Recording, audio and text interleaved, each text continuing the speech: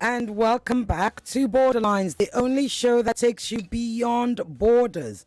So, where did we go? We went to Lebanon, actually. We didn't stop Lebanon, no.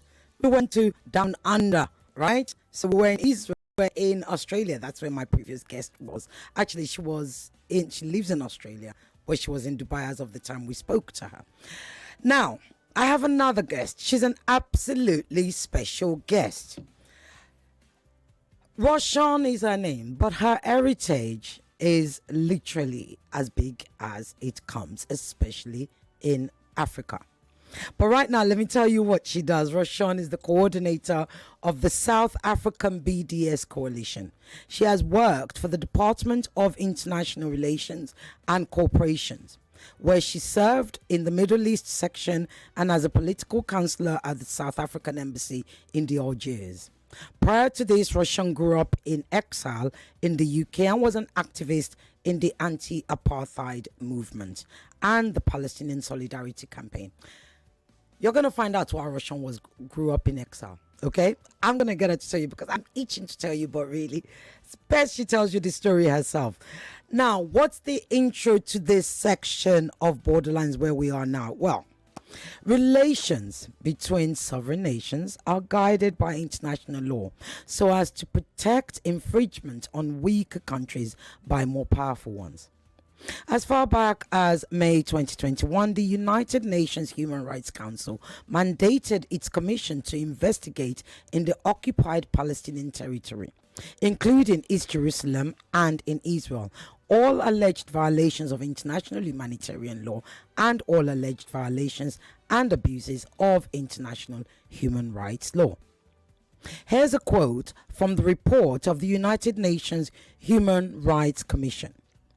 Quote, the report found that the institutionalized mistreatment of Palestinian detainees, long-standing characteristics of the occupation, took place under orders from the Israeli ministers in charge of the prison system, that's Itamar Ben-Gvir, and was fueled by Israel's government statements inciting violence and retribution. Roshan, you're a child of, I believe, is it Yusuf Dadoo? Your dad. Yes. Your dad. Your dad who, there were many people who fought against apartheid. There are many, many whom most people have not heard of, especially outside of South Africa. Your father is one of those, or was one of those.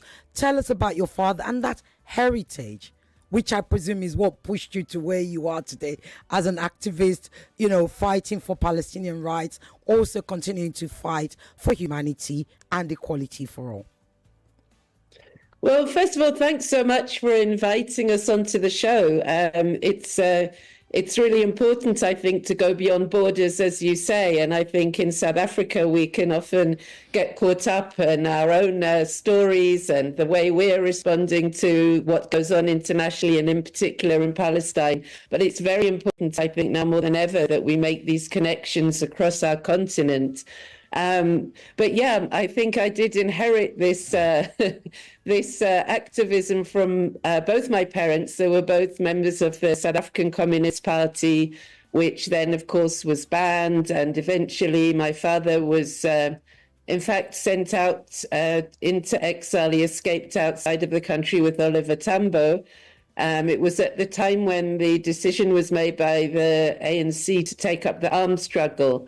And at the same time, the decision was taken that they needed to then raise publicity, raise up what was going on in South Africa, raise up the issue of apartheid, both to garner support for the liberation movement, but also to, in effect, to create an anti-apartheid movement, to create that kind of pressure around the world. And of course, this was way before the internet and the way we have access now, at least, however harrowing it is, we do see citizen journalists, as they're called in Gaza, people actually recording live what's happening to them. In those days, I mean, it was even before faxes and computers and everything. So just getting the information out into the international community and the African continent was super important. But then on top of that, my dad's family were, both my parents were born in South Africa, but my dad's family came from India. They were Muslim, and my mum's family came from Latvia and Lithuania. They were Jewish, and they had, as many Jews here, fled the pogroms in what was Russia at the time, and ended up in South Africa. But they were both committed to the Palestinian struggle because, as communists, they understood that it was an anti-colonial struggle, the same as what we were then fighting for against apartheid, the same as what people all around Africa and indeed Asia and Latin America were fighting against colonial occupation. Last week in South Africa, I know you were part of the organizers of the massive protest march to mark the 365 days of Israel's, what the ICJ calls, plausible genocide. Tell us about that protest. I know it's something that's actually very sort of happening quite a lot in South Africa, but tell us about how big last week's protest was and, you know, how people are feeling now, especially given that South Africa became the hero of the world, literally. Well, in fact, it was our sister organisation in Cape Town that was organising the protests there. They marched to Parliament, which is in Cape Town. We had a protest at the US consulate here in Joburg on the same day. But the march, I mean, figures varied from 30 to 60,000 people. It was huge. And I think it shows that the government is acting on the wishes of the South African people, that we have to keep up the pressure on our government so that they keep up the pressure internationally. And of course, you know, having taken the case to the ICJ, which was, you know, I think it was a really monumental thing for South Africa, obviously, as being a country that has fought against and managed to dismantle a system of apartheid, but also on behalf of the African continent and the global South. It's never happened before that we have tested international law that we know was established by and for colonial powers, but with the language of being equal rights for all. And I think this is now we're beginning to really test that and to say, okay, if international law should apply, you know, to everyone equally, then we need to see the same action that to be taken against Israel in favor of the Palestinian struggle, as we see happen so quickly just recently with the case, for instance, of Russia and Ukraine, where it seemed very within weeks, organizations like FIFA managed to expel Russia, where, you know, sanctions were imposed super fast, targeted sanctions on specific individuals and entities in Russia, where there was seemingly no question that these kind of rights should apply, that there was an occupation going on of Ukraine, it was determined. And yet the Palestinians have been occupied for, well, 76 years since the Nakba, since the ethnic cleansing started with the settler colonial occupation, much longer if you include the role that Britain played, the colonial role that Britain played in the area in Palestine. But yeah, so I think it is very significant, and we here need to keep the pressure on so that our government feels the pressure and continues to take that into the international fora. Well, it's good that you mentioned the South African government, because recently there was an election, and one, you know, the ANC have had to go into coalition with one of the far right parties who are sponsored by Israel, who are, if you like, Zionists, who do, you know, sort of campaign for separation of the Cape Coast, etc. How does that sit with the South Africa that's actually fighting, that's in court, the International Court of Justice, to stop Israel?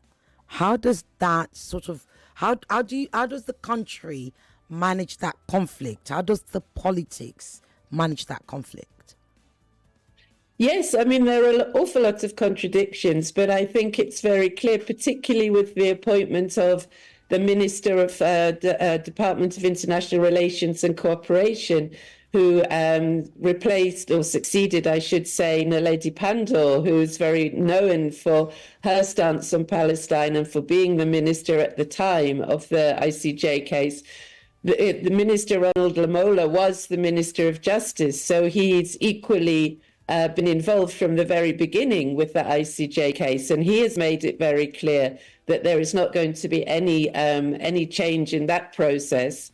And also, I think the government has made it very clear that on foreign policy, they will be continuing in the way they were previously as an ANC-only government. But of course, there are many contradictions, and it does make it much more difficult. For instance, one of the ministers you might be referring to is Gangster Gayton Mackenzie, who's now the Minister of Sports, Arts and Culture. And of course, one of the areas we're pushing our government on is to adopt a sports and cultural boycott. Gayton went to Israel, paid by the Israelis last year, very clearly is in the pocket of the Israeli or the Zionist lobby. And so, yes, it does, there are many contradictions, and it does make the task maybe even harder.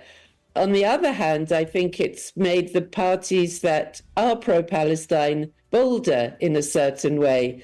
The ANC, the EFF, which is not in the government of national unity, and some of the other smaller parties, I think it's made them perhaps take up the issue in even stronger ways. And we're hoping that we can put the pressure on our government, but we'll come to that on all the other things we ought to be breaking off ties around. Indeed, because, of course, South Africa continues to have economic issues, and, there's a growing noise there's a growing anti-ANC government noise.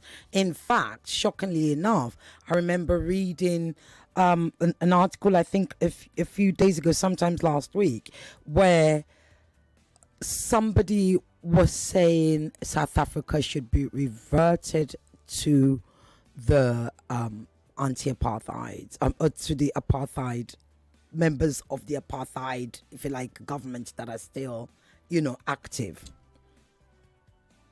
Aish, well, we've got a long way to go. It is really a long walk to freedom. And I think maybe if we look at Madiba's words when he said, our freedom is incomplete without the freedom of the Palestinian people, I think that's very prescient, because in effect, he's saying that we are not going to reach true freedom, and that would mean also economic justice in the South African context, in a world in which the dominant economic and policy is still one of the colonialists, and Palestine is in a way the last bastion. I mean, having said that, of course, the people of Western Sahara indeed as well, still colonized by Morocco, but Morocco's interests with Israel and its normalization with Israel shows that these powers are all working together with the vested interests of, basically at the bottom of it, the United States in the main, as well as the European powers.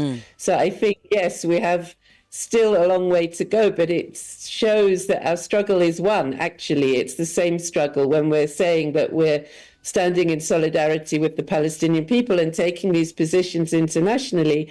It's also, solidarity is both ways. It's not charity. So we're saying that, yes, it's one common struggle. The struggle still remains against apartheid. When there's one apartheid state in the world, it's going to have that effect within the global order, as we can see. So I think, yeah, all of us have a long way to go. But in effect, it's one struggle that we're waging to achieve that real freedom. It's, again, you talk about that struggle, and, there is a growing voice, that's in concert with that struggle. When you hear the words, Israel has a right to defend itself, and those are words that you hear over and over and over and over again. You also hear it now in relation to Hezbollah or Lebanon. You hear it in relation to Iran. You hear it in relation to pretty much anybody that Israel feels is an enemy. When you hear those words, what are the thoughts that come to your mind? Well, firstly, in the case of Palestine and Gaza at the moment, in international law, Israel doesn't have a right to defend itself. In fact, the Palestinian people under international law have the right to resist occupation, and Israel doesn't have the right to defend itself against the people in the place that it's occupying. And the UN General Assembly resolution last month that the majority of countries in the world voted for resolved that Israel was indeed illegally occupying Palestinian territory. So, in that sense, it certainly does not. I think that it's become a mantra and it's become part of the way in which the Zionist narrative through mainstream media in the West, but also in our continent and in our countries, repeats something to the point that people believe it. You don't question it. You assume that if you're hearing this all the time, it must be true. Whereas, in fact, in the case of the Palestinian struggle, the reverse is true. Now, in the case of having a right to defend yourself against other countries' threats, Israel uses that in the sense of existential threats. Whether or not that something has actually happened, the belief that there's some existential threat to its existence, it uses that narrative in order to say, therefore, it can actually perpetrate violence. It can be the first one to attack, to provoke, and to try to get a response. It can now invade Lebanon. Is that self-defense? Well, no, but the narrative that Israel perpetrates, if it's an existential threat, then it can go and invade anyone it wants. It can go and bomb anyone it wants. It's a very warped logic, and I think that it needs to be unpacked because it becomes very easy to use this language in the media. And just therefore, by repeating it and hearing it, you think, oh, well, it must be true. In fact, it's that, if Israel is a settler colonial state. From 1948, the same year the apartheid government came into power here in South Africa, and those two regimes were like best buddies all the way along. They started the project of settling the land by expelling and killing and massacring Palestinians who had the right to be there, who'd been there for generations and generations, whose land it was. 700,000 people ended up as refugees, and they are many of the people who ended up in what we now hear of the refugee camps in Gaza. So those people who are now displaced, how many times I don't know, over the last year of genocide, in any case were displaced in the very beginning, many of them from 1948 and the establishment of the State of Israel. You're in the unique position of having this mixed heritage, right?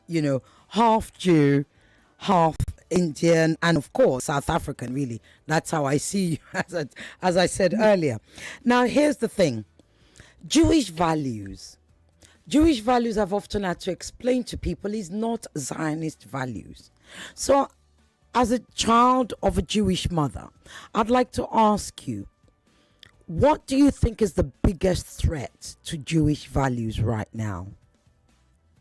I think it's the state of Israel because it's behaving like a fascist state, and it is actually a white supremacist settler colonial state. And I think they are the biggest threat because it's nothing to do with religion. They have weaponized Judaism for sure. They use the symbols and they use the religious identity as a way of making the argument for an ethno-nationalist state. But it's actually not a religious conflict. And I think, if you look at my parents, one Muslim and one Jew, they both understood that it was an anti-colonial struggle that the Palestinian people were fighting. And it's important to keep repeating it's not a religious conflict. Also, that the original Palestinians, the original Christians were Palestinians, actually. That Christianity, all the sites of Christianity that are important spiritually, all the places in the life of Jesus are in Palestine. And this other propaganda that the Israeli regime has developed twists that so that they say, no, but the Christians should support the fact that all the Jews should be in Israel. But that's ridiculous, because Jesus himself was, in fact, a Palestinian, people who were living in that land at that time. So, you know, if you the way in which the religious aspect is manipulated, the other logic in that is of the Zionists is that, you know, in effect, all Muslims are terrorists, that all Palestinians are Muslims, which is not true. They have been bombing churches in Gaza as well. Some of the most ancient churches have been destroyed in this current genocide. But this idea that it's Muslims against Jews, Muslims are terrorists, what a load of nonsense. I mean, if you really want us to believe that all those children, 75% of the now nearly 43,000 known people to have been killed in the last year in Gaza, are women and children. Now, are you saying that all those small children, all those babies, are terrorists, which is actually what the state of Israel is saying? Now, if that's your logic, you're making yourself the least safe place for any Jew in the world, I would say.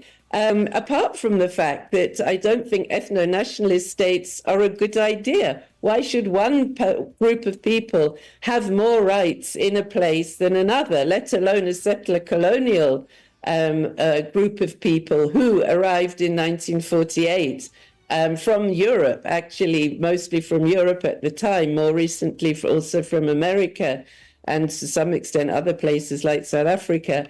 Why would you want a state where only some of the people have full rights and the rest of the people, the indigenous people, don't? It's an apartheid state. And I think finally everyone in the world understood that apartheid is not a good idea, or hopefully nearly everyone in the world. Indeed. And nobody is bold enough quite to stand up and say publicly apartheid was a good idea. Nobody claims to have supported apartheid, when clearly they did at the time. And I think hopefully we'll see that happen in the case of Palestine. Eventually, nobody will have been a Zionist. Also, Zionism is a political ideology. It's nothing to do with the religion, actually. It uses religion, it uses the Jewish faith, but it's a political ideology that was developed in the late 19th century and had little traction. Most of the Jewish communities in Europe at the time, they had a very small following, actually. It was really after the Second World War and after the Holocaust where it gained traction, this notion that you should have a state for the Jewish people. Indeed. But still, a state built on someone else's land is never going to go well for you. Indeed. Well, somebody, what is it? Oh, I'm trying to remember this quote. The British gave a land that belongs to other people to the people who didn't belong there. Something to that effect. Yeah, the land without a people for the people without a land. Yeah. So tell us very quickly, because I know that my listeners are going to be calling and some of them are thinking, what is she talking about? Tell us about the indigenous Jews, because I have said before that, look, in the land of Palestine, there were three religions. There were Jews, there were Muslims, there were Christians. So those are the indigenous Jews. Tell us about the indigenous Jews of the land of Palestine and the Jews who became the Zionists, should we say, Israel Jews. Perhaps you can give me a short kind of definition, because they will be asking. Well, I mean, there were Jews and Christians and Muslims. It was a very cosmopolitan place, partly because if you look at the geography, it sits, you know, it straddles Africa, Europe, the Middle East, and going further east. So it's always been a cosmopolitan place with people from all over the place.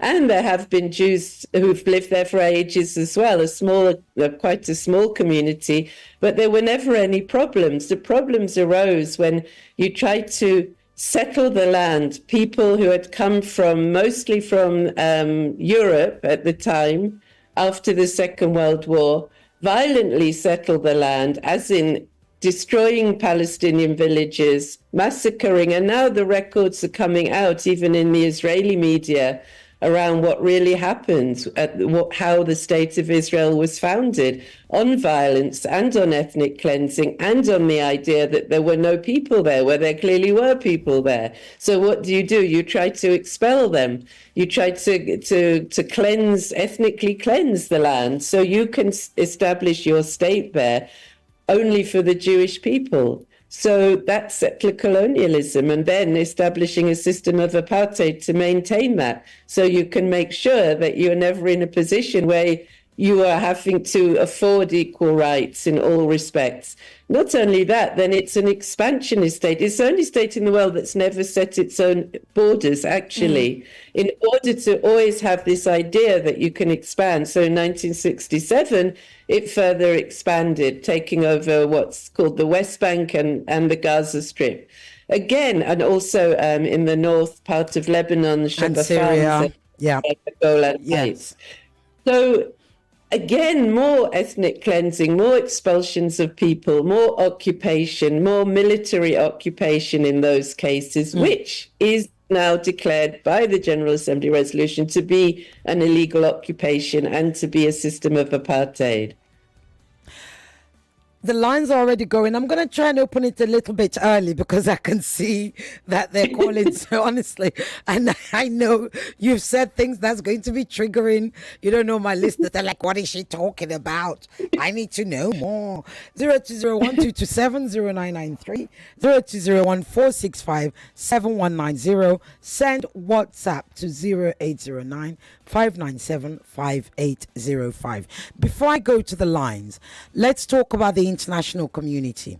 Okay, so Pedro Sanchez has called on the EU and said, look, you need to stop Israel, right? Recently, the whole world was shocked when Macron said, no point, well, pretty much no point in saying you want a ceasefire and continue to send bombs to Israel. That's a contradiction. You either stop sending the bombs or you don't. Israel, of course, has responded. Netanyahu has responded, basically calling them a coward and supported and giving support to their enemies. Biden was said on CNN not to have called Netanyahu son of a right. That's what they said. Apparently, they hadn't spoken for 7 weeks until recently. What do you think is happening in the international community? Is Israel becoming more and more isolated with its big brother, America? What do you think is going on?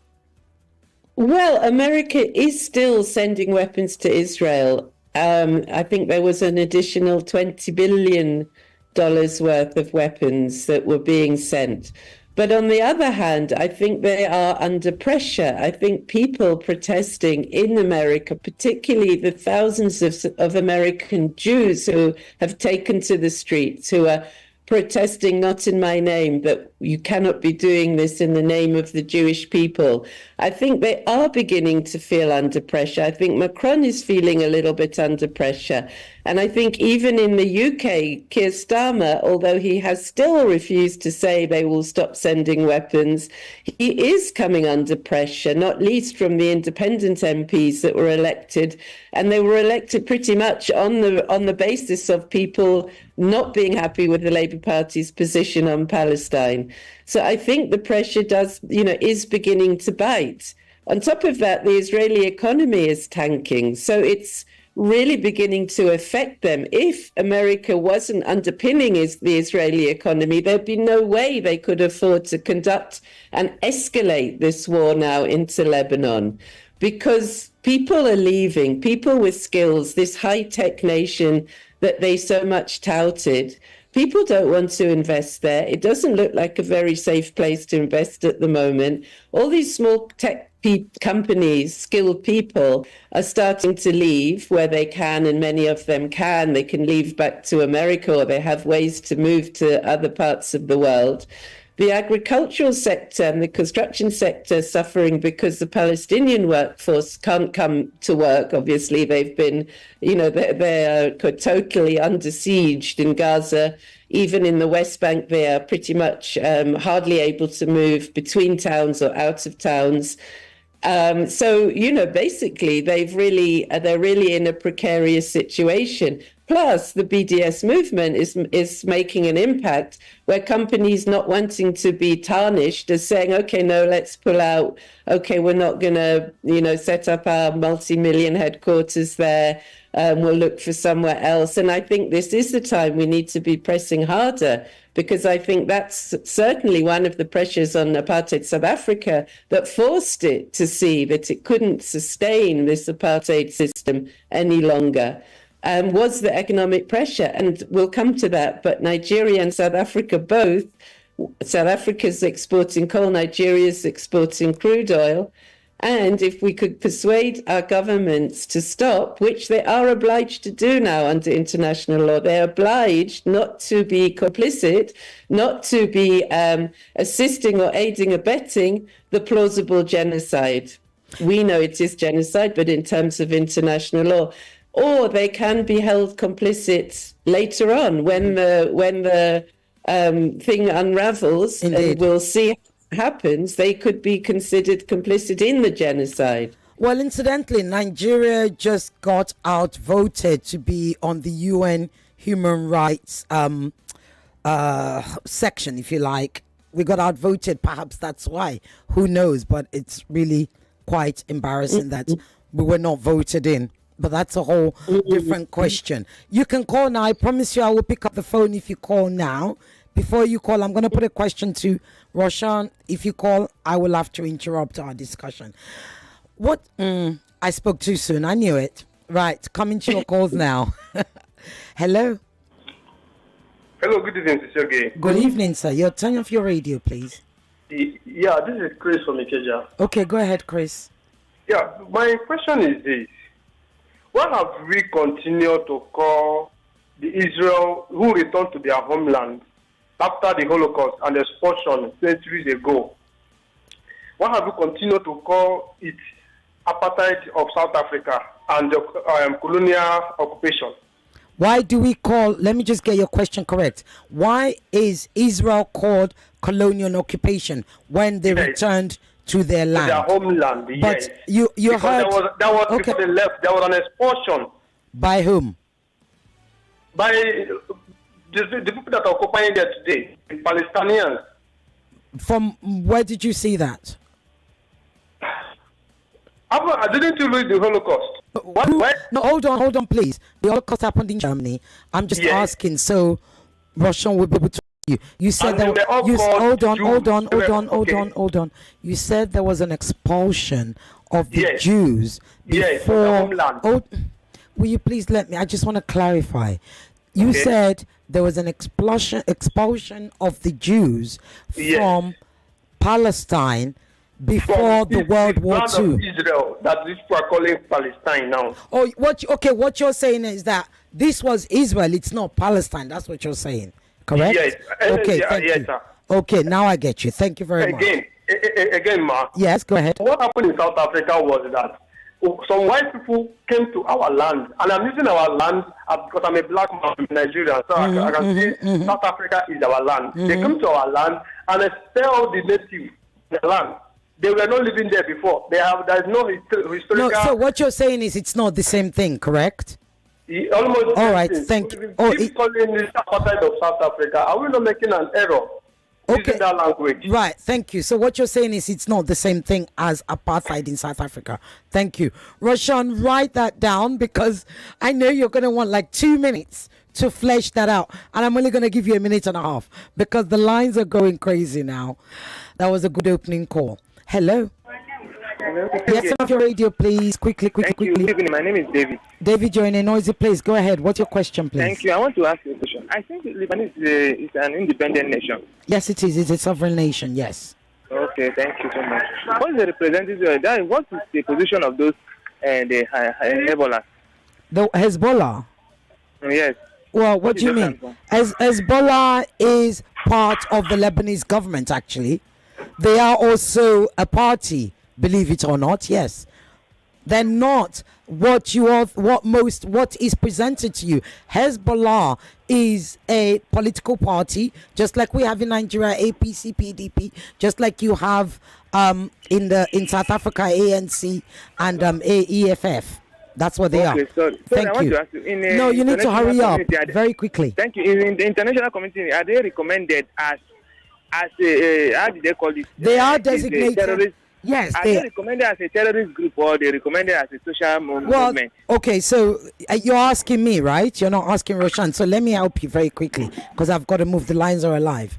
As I said earlier, Hamas and Hezbollah have been prescribed by some countries as a terrorist organization, but not all countries. Not all countries. So it's up to you. In Nigeria, they are not prescribed a terrorist organization. So you've got to decide whether you want to answer what America says or answer what Nigeria says and South Africa. I've got to go. The lines are going. Ooh. Right. Quickly, let me give you a minute and a half to answer that first question because the lines are going. Quickly, Roshan. Okay. So I think you're absolutely right, Chris. It's not exactly the same.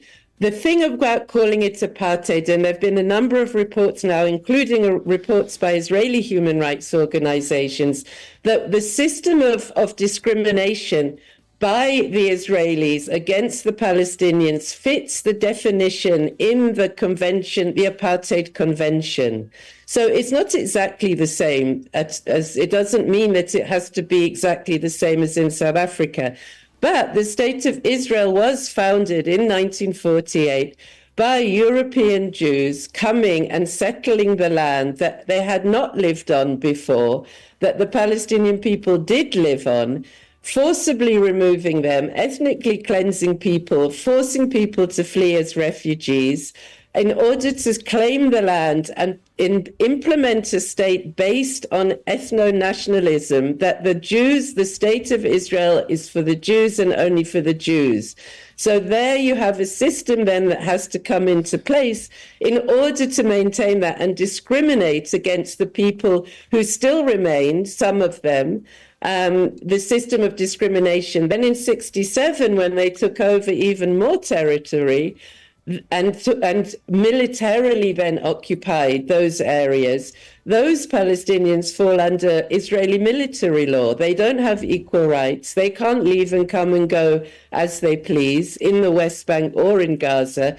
In addition, 17 years ago, Israel imposed a siege on the Gaza Strip, which meant they pulled out their military forces at the time, and their settlers that were there, but they sealed it off and they controlled everything that came in and went out. And there were 4 occasions then where they attacked like they're doing now, bombed the Gaza Strip. They destroyed the port. The port was rebuilt with, I think, European money. It was destroyed again. There was an airport that was destroyed. So people are literally trapped. Even before this genocide started a year ago, people couldn't just come and go in and out of the Gaza Strip. There was only the Rafah crossing to Egypt, and they were only allowed out certain numbers a day. So if you tried to leave, like students might have got a bursary to go and study somewhere, you need to buy a plane ticket to get the visa for the country, but then you can't guarantee that you're going to be able to get out of the Rafah crossing on the day that would then enable you to go all the way to Cairo to get on a flight from there to wherever you were going. And this is before a year ago. So that's why all of these reasons of the fragmentation of the land and the way in which the people were racially discriminated against, the Palestinians were racially discriminated against, not enjoying the same equal rights as the Jewish Zionists who settled the land. It fits the description of apartheid in the United Nations Apartheid Convention. I have to stop you there. I can't let you go on. The lines are going. I've got questions on WhatsApp. Roshan, my listeners are going to be upset with me. I didn't get my question in. Right. I'm coming to your calls now. Hello. Very quickly. Hello. Yes, go ahead, sir. Your name? This is Paul from Egbeda. Paul, go ahead. Now, if that land does not belong to the Israelites, where were the Israelites of the Bible, the Jews of the Bible, where were they living before 72 AD when they were expelled from their land. Where was that land? All where over, they lived, where all Bible over, mentioned? all over, If you say all that over, place is not all land, over, all over. They were living all over, but I'll let you answer it. Go ahead. Right, let me, Roshan, please write that question down. Hello? Hello. Yes, good afternoon. Your name and your question, Yeah, please. my name is Sonny. I'm calling from Ojo Precise. Go ahead, sir. Okay. We've been talking and talking and talking. There is a fact that the whole world has failed to realize. And this fact is that the Hamas or the Palestinians attacked Israel first. Israel were on their own. Today, the United Nations is crying today that Israel is retaliating. I think we need to look into that very area very well. Okay, well, sir, if I may just interrupt you for a second. History, because Roshan has many questions to answer. History did not begin on October 7th. And that's the only answer I can give you that. If you look into it very well, you will find that it happened 76 years ago. Dial it back, 1948. Sorry, it's just that I have to answer as many other calls. Those that I can quickly answer, I will. Thank you, sir. Hello? Yeah. Yes, go ahead, very quickly. Very fast. I like what Turn off your radio, please. my radio is. It's not. Otherwise, I have to cut you off. Hello? No. Yes. You said history did not. It's starting again. I can't. I can't do feedback. Hello? Hello, sister. Good afternoon. Good evening. Yeah, good Thank evening. you. This is Roshan calling you. Okay, go ahead. I want to ask you a very simple question. The Please. Israelites are occupation in that land. The what? Please, are you hearing me? Yes. They said the Israelites. Occupation. their Yes. occupation, that place they find themselves, their occupation in the Yes. land. Yes. I want to ask a question. Mm-hmm. Where did they come from and where do you people want them to go? It's not me. Don't ask me. Right, Roshan, I'm going to let you answer that because that same question, the last one especially, I want you to start from. It was asked by 2 callers ago. They keep asking it and asking it and asking it. And somebody else has said, good afternoon, Cecile. Oh, before I do this one, no. Somebody else said, your guest said something about Jesus coming from Palestine. She's wrong. She can't. Jesus is a Jew and all of that stuff. So you can see it's all the same. 1 minute, Roshan, because I don't have time. You have more questions coming your way. So, yes, in Palestine, there were Jews, there were Christians. Oh, and then the network lets us down. Go on, start again, please. Yeah, it froze. In Palestine, yes, for thousands of years, there were people living there, Palestinians, Jews, Christians, and Muslims. The Zionist ideology was one to say European Jews that took hold after the Second World War, but actually started in the late 19th century, that Jews in Europe should have a state of their own. They actually considered Uganda at one point. So this story that it's related to something that, some ancient homeland thousands of years ago, it isn't really. They were looking to set up an ethno-nationalist state of Jewish people and only of Jewish people, in the same way that in other parts of the world, colonial regimes didn't give equal rights, took over land of other people and didn't want those other people who remained in that land for centuries to have the same rights. Let me interrupt you. In a few words, define the word occupation or colonized occupier. Define it, please. When you say Israel is an occupied settler colonization project, tell us what you mean. Because the idea was, and it was supported by Western Europe, particularly after the Second World War, and America, because they wanted to have a country that they could see as their ally in the region, particularly then with the oil, the boom in oil in the Middle East and so on. people coming who have never lived in that place before, claiming it as their land and staying on it, settling it, living on it, and erasing the villages, the towns, the cities, the culture, and the people who were already there. That, in that sense, it's settler colonialism. They're not just colonizing and administering from afar. They're coming and claiming this as their land, even though for centuries and even millennia, those people's families did not come from that land. And there are other people who's living on the land. Right. But you're not giving them the equal rights that you're wanting to claim for yourselves. Indeed. Right. Okay. Let me answer more calls. We don't have much time. Hello. Hello? Very quickly. Yes. I want to ask this question. This is Pastor Adamason Suleri. Go ahead, sir. Hello? Yes. Obasanjo, former President Obasanjo wrestled Zimbabwe from the hands of the Queen of England. I remember very well when they had a meeting in Lusaka, and he nationalized about 5 or 6 companies in Nigeria to fight the independence of Zimbabwe, which was former Rhodesia. Now, England colonized Palestine and tried to give their land to some other people. They went to Australia. I need you to hurry up, sir. I really do. I'm sorry. Hello? Yes, I'm listening. Yes, they went to Australia, seized their land, but they were unable to seize Nigeria's land. They didn't take a inch of Nigeria's land. We got our independence without taking the land. Why will England sell off Palestine? Why would they give up? Why would they petition? Yes, Okay, they are thank you. complicit in this problem. Thank you very much. Yes. Thank you very much, sir. Right, one more question. Hello? Hello. Yes, good afternoon. Your name and your question, please. Very I'm quickly. Mr. Jeffrey. I'm calling from Festac. Go ahead, Mr. Jeffrey. Sistogi, right? Mm-hmm. I think if I may point out, your guest is pushing a wrong narrative because we are all students of history, and I must point it out to you. Which one? Which part? Please, quickly. Mm. Yeah, the Buffer Treaty was in 1921. Before the Buffer Treaty, if you see, the Jews were the ones that were fighting the British, who were occupied, who took over the land from the Ottoman Empire when Ottoman Empire fell. The Balfour Treaty, you mean? Yeah, the Balfour Treaty. The Jews were already there fighting for freedom. But can I just say something? Can I say something? Because I'm not going to put this to her. No, sorry, sir. Sorry, Mr. Jeffrey, very quickly. Mr.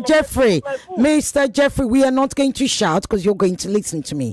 Did you miss the part where she actually said it was a cosmopolitan, multi-religious society? Yes. Yeah, hold on. Oh, I'm going to have to cut you off if you keep shouting because you won't listen. Now I'm going to expect you to listen to me. Where she said there were Jews, there were Muslims, there were Christians. Can you all please listen? Put that Bible aside and listen. There were Jews, there were Muslims, there were Christians. That's what cosmopolitan means. The next person that calls to fight because of the Bible, I'm not going to take your word. I'm sorry. I can't. We've got so much. I've only got 5 minutes. I need real political questions, please. I'm coming to the calls. Hello. Political questions is okay. It's Western civilization. It's modern civilization. Mm-hmm. It does not represent the history of about 2,000 years ago. Mm-hmm. What happened in AD 72 when the Roman Empire destroyed the Middle East? What happened? 72 AD. Can you give us that history? What has that got to do with what we're talking about? I thought you were leading to a question. Yeah, that is the What is the question. question? Israel have lived there. The Jewish people have lived in that land. It's not 1946 or 1945. No. Oh dear. Okay, thank you, Roshan. At this point, I'm just gonna. It's seemingly, and let me put this to you. No, jokes apart. This is a recurring theme that people don't seem to hear Jews. They only want to hear Israelis, who they misinterpret as Israelites. They keep forgetting that. So I have had Ilan Pape, I've had Miko Paled, I've had Omar Barghouti, I've had Ken Roth, I've had several historians, Francesca Albanese. There are so many. We've even had Nigerian historians of this particular history who are theologians. Everybody repeats the same thing. There were Jews, there were Muslims, there were Christians. But I keep hearing, you've heard the questions that we've had today. Let me give you a minute. Just explain to me, what is causing this and how can we stop? Because it would appear that Jews don't matter. It's only Israel that matters. And you're a child of a Jew. Well, that's true. I mean, the thing is that, and it's true, the caller that went back to the Balfour Declaration, yes, it was a British colony as well. But the point is that the state of Israel was established. Not the fact that there were Jewish people, it's fine. Hopefully in the future, people who live in that place can live together in that place with equal rights. The problem is, like with South Africa, which is an analogy in this sense, that we didn't have equal rights. People came here, they were being oppressed in Europe. It's true, the Afrikaners at the time, when they came in the 17th century, they fled because they were being oppressed. They were a religious sect that was being oppressed. And they said, okay, we're here. We don't see you, indigenous Black South Africans, as people. We think we can claim this land and as our land, which is what happened in 1948. Yeah. Roshan, the one thing about this subject is that it never ends. The one thing we know about this war is that it's possibly going to escalate and keep expanding. The one thing we know about Israel is that Israel is not going to capitulate to Hamas. 99.3 Nigeria. And I'm thrown off air again.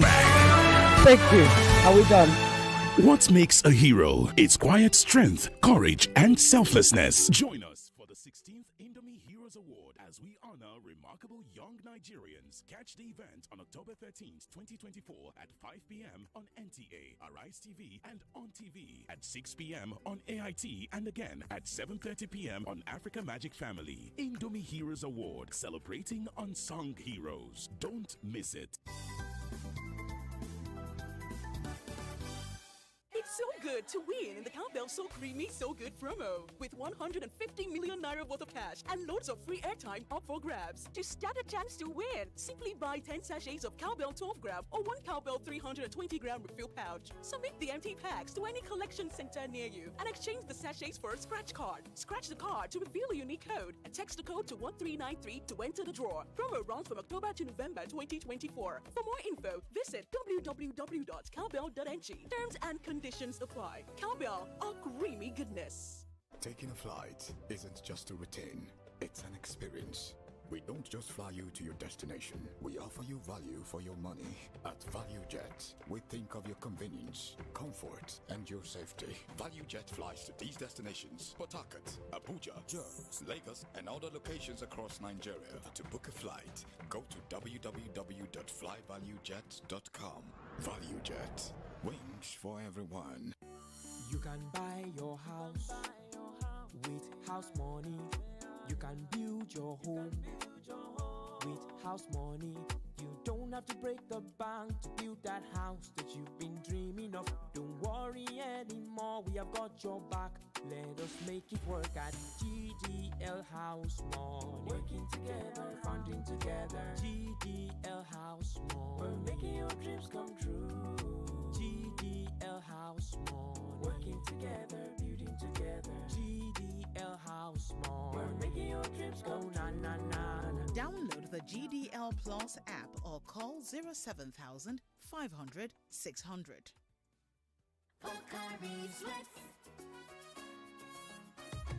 My ions, please, can't get enough. My ions, please, give it to me now, now. It go rehydrate you, yeah, yeah.